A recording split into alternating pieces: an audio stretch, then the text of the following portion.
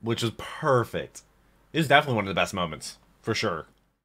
Generic Control and the Duck Goes Moo. We're back with some more Dragon Ball Z Abridged behind the scenes by Totally Not Marked. Today we have the Freeza Saga. Last week we did the Saiyan Saga. You all love that video. Thank you so much for the support you showed on that video. I'll leave it right up there if you haven't checked it out yet. Also link down below in the description. But we actually learned a lot about the behind the scenes and the sit down and all the questions. It was actually a really good video. It's actually the first video by Totally Not Marked I've seen outside of his guest appearance on DBZA, which was the last DBZA that they did. I'm excited for what they have next. Like, what's going to be their next, like, December Dragon Ball theme thing? I don't know. Or maybe it's not going to be Dragon Ball themed at all. I have no idea what they're going to do. I'm very excited for it, though. I'm pretty sure they're going to do something. Because the way that Nick said, he said he's moving on to new and hopefully better things. So they have something planned. I have no idea. I'm very excited for it. I'll probably react to it if I can. But we have the Freeza Saga today, which is going to be the middle of Dragon Ball Z Abridged. I can't wait to watch Dragon Ball Z Abridged with my best friend Kirby.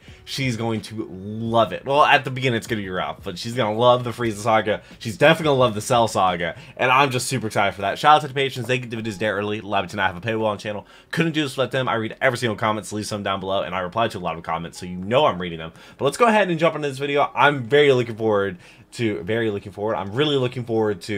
hearing more about the behind the scenes. Apparently they did it for Hellsing and some of the other Dragon Ball, like, episode by episode. So maybe we'll do that. I have no idea. Let's jump into this one, though. Hey there, I'm Kaiser Neko. I'm Lanny Pitor. And this is Dragon Ball Z Abridged Behind the Scenes. Episode 2. Dragon Ball Z Lanny just began did. as a humble fan-made I was watching project Lanny on by Twitch Scott doing Nick, Lanny Pitor the Landis, quarry. and Curtis Takahata 101 are not, which His quickly grew playthrough. to become much greater than the sum of its parts, to say the least. And with the success of Season 1 now in the books, the team would begin gearing up for the Herculean task of tackling the Freeza Saga. Earlier this year, I reached out to Scott, the director and co-creator of Dragon Ball look Z at the Cartoon Abridged, to Network ask logo. if he would like to share his experiences and insights regarding his time spent on this part of the show. Thankfully, he agreed, and along with Nick Landis, they diligently answered all of my questions regarding what would become their most ambitious and popular project to date. And then they took another step when they did the Cell Saga, which I absolutely love the Cell Saga. What are you doing? Nothing.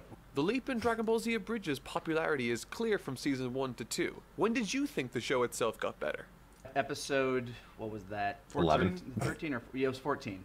It was around that point where we suddenly had to expand the cast. Like, we went from characters that we had been writing for a while, and it was like, okay, no, we now have our main villain, we have his henchmen, we have Dende, and Guru, Nail, yeah, like everybody. Like the cast Very big cast. exploded from Season 1, and we needed to pull in more The Ginyu people, Squad. or at least When's the find next home front for the more losers? voices amongst ourselves to do that. yeah. Should be And, soon. Last one came out like what, also April? here where we wanted to like lean Should be back soon. from some of those lol so random jokes and actually try to focus on character and like how those characters relate to each other, just make actual character comedy. Part of that stemmed from how we started writing Frieza.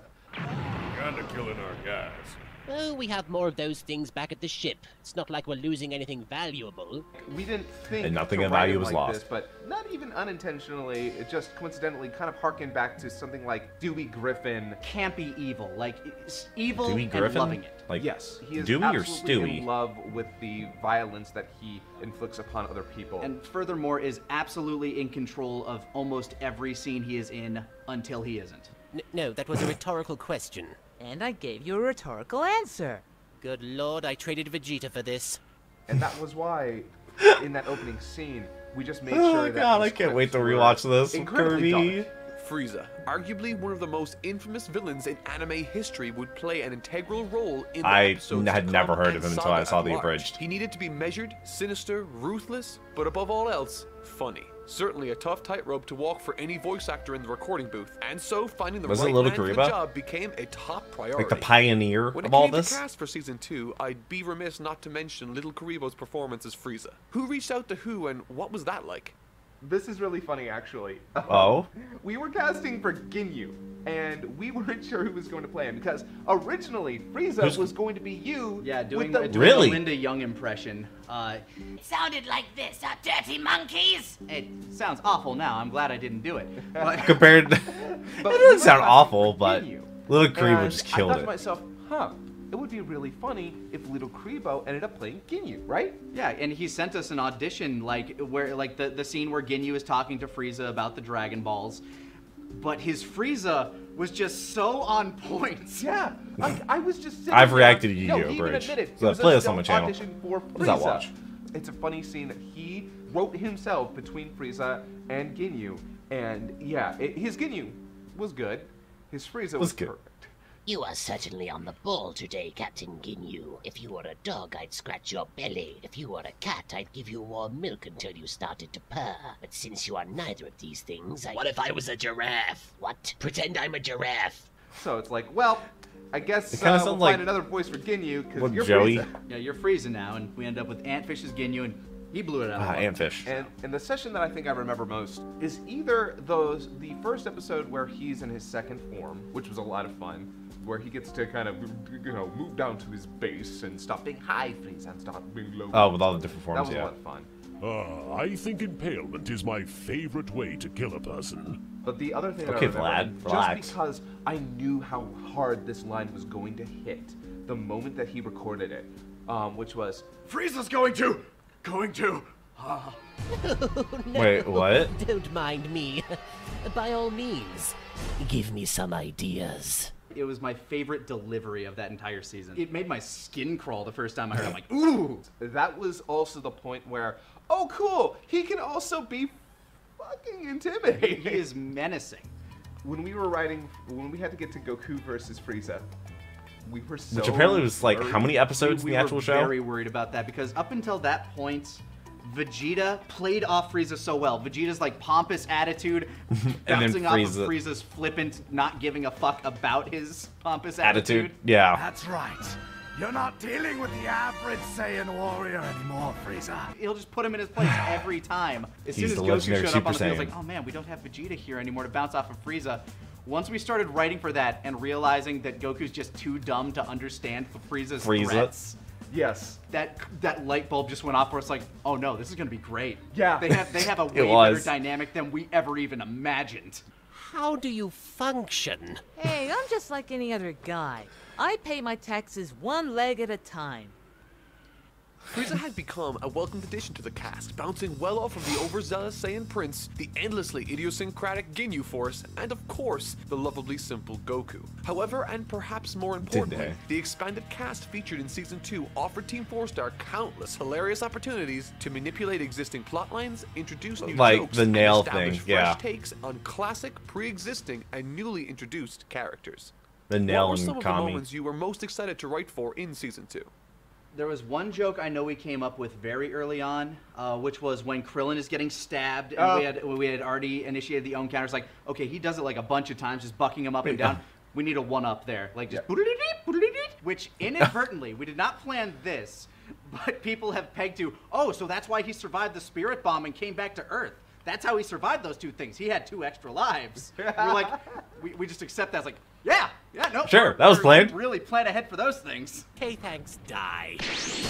It was definitely a ride through that entire saga, just trying to come up with, like writing for the Ginyus. Oh man, writing for the Ginyus was actually tougher than you'd think because they're already these wild, crazy characters. But The question- we found someone- some niches I think it where was we Blawolf found some asked me. things to lean on and go for. If I had one question. What was the most difficult episode to write? I'm still Like, very in all proud of Dragon Ball just Z having Bridge, Raccoon what was the most being a difficult one to meathead write? pro wrestler instead of words that I'm not allowed to say on the internet for what they do in the dub. Rikuma agrees. Despite the show primarily serving as a parody, the creative freedom That's Team actually, 4-Star what, had episode over 20? the project allowed them to make 70 got narrative blocked, I'm and pretty sure. character changes fans of the source material would have appreciated. Armed with decades worth of hindsight, the team could write jokes and in some cases entire characters, knowing full well how they were going to progress and how they were going to participate in the story moving forward. How did you decide what to change and what to put your own spin on? When it came to That's like a great question. diverging from the source material entirely, I think the first real big one was turning Guru into a genocidal monster. Nobody's gonna see that. What was the coming. actual first show? We did it for shock value. By the way, not planned at first. It wasn't until we came up With the albino Namekian line when he said, Oh, an albino Namekian, kill it like the the rest. Ah. and then we're like, wait, what were the rest? And wait, what happened? There was a drought and... Oh, wait, we have something that we can work with here. Yeah, the original version was a storm that ravaged the planet. We turned it into a drought. Oh, okay. And we made the drought because Guru drank all of the water, got fat, and then blamed the drought on the albino Namekians, and then killed the genocide that would then basically seal his death at the end of season 2. We tried to hint at that pretty hard with the Lord Slug movie, saying that he was the evil half of Lord Slug. Dear Slug, wait, it is I, your other half. The evil half. If you're looking for a good time, hit up Earth. I hear they've got Dragon Balls there. It's hard to say exactly why we did every single change that we did. Some were significantly less successful than others, but, you know. I mean, personally, I'm a huge fan of the Kami-Piccolo conversation before they fuse. That was another one where I just sat down and I wrote. I think I remember this. Originally, once Piccolo fused with his other half, Kami, the latter was written off the show entirely, effectively finding the only way to truly end a character in the Dragon Ball mythos. However, the clever addition of an internalized monologue between Kami and Piccolo was not only allowed the team to keep a beloved character relevant in their own creative way, but which it is what also they did for gave Ghost Piccolo Nappa. someone to go back and forth with at any time, opening up countless They really did it opportunities perfectly. for character growth and comedy. It really His fusion did. with Kami was, of course, welcomed by the community. However, it wasn't the first time Team 4-Star pulled this clever trick. It was so long ago, but once the idea was brought up, it was like, yes, that makes perfect sense. Because as soon as, like, we get back to anywhere, Piccolo is alone. Yeah. And it gave us something to do whenever Piccolo is fighting. He had something to go back and forth with. I'm two guys now. Sup? It really did develop better than we could have expected. It made for so many moments where Piccolo could reflect on something and think internally and have a conversation. All these and then he added scenes Nail. where, you know, Piccolo's always that silent guy who never says a lot, we got to make funnier and even give depth. Which was perfect. Yeah, and it's definitely one of the best moments. In case it didn't work, we gave ourselves the easy out of should fade into your subconscious sooner or later. Innovative ideas like the addition of Nail, Kami, and Piccolo's internalized monologue was most certainly inventive and celebrated. Wasn't there like a pool table or the something true too? standout moment of this arc was yet to come. Despite containing some of the most compelling and detestable villains, best character moments, and one of the most captivating cat and mouse games, Making utilizing Doria all of the major and minor players in the cast, female. the Freeza Saga would be remembered first and foremost as the backdrop of what is still to this day widely accepted as one of the most iconic snapshots in animation. What, when Goku went Super Saiyan the first time?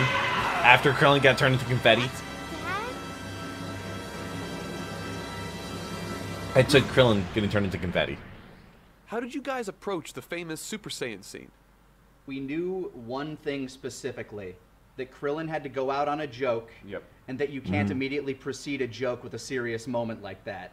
So we knew that Goku going Super Saiyan had to be the start of the next episode. That was first and foremost because you can't have that shift in tone and then end. If you're going to end a parody, a comedy, you have to like go out on a joke or go out on an oh shit moment. Which they did. Confetti. And then the end of the episode. Goku going Super Saiyan felt like way too big of a thing to end on. It needed to kind of be the starts of the hook, episode 30 and onward. When God, we that was actually episode 30? approached that scene proper as how to write it, we kind of just decided, okay, the actual transformation itself can be mostly serious. Frieza can kind of be making jokes in the background, but Goku at this point, he is not upset that, you know, oh, Krillin owed him money or like, or some stupid reason like that. He just lost his best friend. I'm going to break you. What? Like a Kit Kat bar. It was in that moment where Goku finally got to be the serious character. Always talking about food. Get a lot of those moments. And we needed to write that mood shift for him from that flippant, oh hey, you know, I'm the underdog in this fight. We can try to pull this off to I'm pissed and I'm going to fucking kill this guy. You guys get out of here. Get back to the ship. But what about you? If Piccolo dies, then all this was pointless. Take him, get to the ship, and get out of here! Goku got serious. The Abridged being a parody of Akira Toriyama's original work, the team felt it necessary to give The the Super story Saiyan was- transformation scene the respect it deserves. For the first time, scripting their Which I think incarnation they of the did. character Goku as a much more serious Saiyan warrior. And with that, Season 2 came to a close. I really achieving can't think heights of, far like, any exceeding moments that reasonable the expectation Abridged for did that a was, like, simple fan-made bad. parody. A well and truly tough act to follow. After the success of Season 2, was there any anxiety about approaching the rest of the series? Oh god, yeah. Oh, There was well, yeah. a lot of anxiety during the production of like near the finale of Season 2, because at this point, we had been doing it for, what, 5 years at that point? I think episode 30 was our 5th anniversary. Even at that point, we were starting to feel the burn, making these episodes month to month, sometimes a little longer. Month to month? Sometimes a little shorter. It was a point where we had to That's ask insane. ourselves, you know, at what point do we want to end this? And They're putting there this out was a every month? conversation about ending at the episode 30 finale at a certain point. We were going back and forth, like, well, we can do like these other things. It's like, but we still have this, we can still do this. And it's like, and it was also at this point where our channel had been taken down for the first time. Oh yeah, That's fun. That was a big struggle for us. Like, look, if we you don't think? have a channel, we don't have things to put out. And it's like, 'cause Yeah, YouTube been there, was done that. shifting way more to the side of corporations. The pendulum swung back a bit, now it's going the other way. It's been a weird process in that My front. channel got So there deleted was a 2 point in years time ago. where we actually thought about ending Still don't know at why. Season 2. Yeah. Was never Ultimately, told. we decided to continue on to the androids and Cell at that point. That was probably where the most of the pressure came from near the end of Namek for us. And that was all internal, stuff that we never talked about outwardly. That was a little bit stressful for us. A little? because after 5 years of working on the same project, A little? you have to stand back and say, okay, this is another 5 years of our life to do this because Even just for Season 3, which had Yeah, which more was Cell, episodes which was still. Because 30 as episodes. Dragon Ball went on, each And arc they did had movies. progressively more episodes to it. yeah, and that was pretty stressful and a little bit scary at that time, but I'm really obviously glad that we went through with it because If only Season they did 3 do. is my favorite But- season. It's just my favorite. Season It's 2 mine as went well, above and but- beyond in both the writing and production departments, far exceeding any and all love expectations Cell. left behind after Season 1, delivering magnificent moments, delightful humor, and titillating voice acting. Their sophomore outing into the Dragon Ball narrative was most definitely their strongest to date, having now started to produce a product with a level of polish rivaling official productions. The team took a well-deserved 6-month break before returning to what will become their most ambitious project. What did they do in those 6 months? I am perfect, and you will quote everything I say. Priceless. If you would like to look see our upon coverage your of Season 1, faces. you can check out that on Team 4-Star's official YouTube channel right Yeah, here. that was And last if you're week's video. interested in I seeing reacted the to final that. part of Also this linked down below in the documentary description. series covering Dragon Ball Z Abridged's 3rd season, The Cell original Saga, video is also and linked all down that below went in the into its description. creation. Subscribe to be the first person to see it next week. Thanks The for first watching. person? The first person? Huh. Yeah, I guess if I had one question, what episode took the longest to write? Like, I understand, like, not necessarily, like, longest as in, like, it was the longest episode, but, like, what was the thing, like, you hit a wall and you were just like, what do we do here? You know, like, how do you, like, you get writer's block or whatever, and you just got to figure out, like, what to do next. Like, you literally just have no idea what to do next. It sounds like they had everything pretty much planned out from, like, the get-go. Some stuff was not planned, but they act like it was, like the whole Krillin surviving the spirit bomb thing, like they said. But, oh, man, I'm looking forward to the Cell one. That'll be next week. It's going to be a way longer video, but it's also because the Cell Saga was literally 30 episodes, and Season 1 and Season 2 were 30 episodes combined. But apparently they also did something similar for this for Hellsing, but it was like one big video, so I could break that up into different parts. I would love to do that. I love the Hellsing Ultimate Abridged. I think they also did like some of the movies for Dragon Ball. Maybe they did per episodes of Dragon Ball. I'm not really sure. I'll definitely look into that in the future, or in the next couple weeks, because next week we're going to be doing the Cell Saga, because you all loved this video last week. I read every single one of your comments and reply to a lot of them as well, so you know I'm reading them all. Patrons get the videos day early. Couldn't do this without them. They allow me to do this without putting up a paywall, so I'm here to make you smile, not make you pay. Hopefully I made your day just a tiny little better. Hopefully you enjoyed the video. Some of you were saying you didn't even know these existed.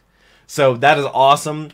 I'm glad I can bring, like, some of these, like, attention to these videos from people that didn't even know. People that love Dragon Ball Z Bridge, but didn't know they were behind the scenes. I absolutely love that, and the people that are watching with me for the very first time, thank you so much for being here. I hope you enjoyed the video.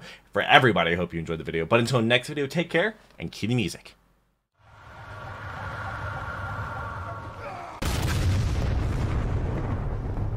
We were playing an asshole.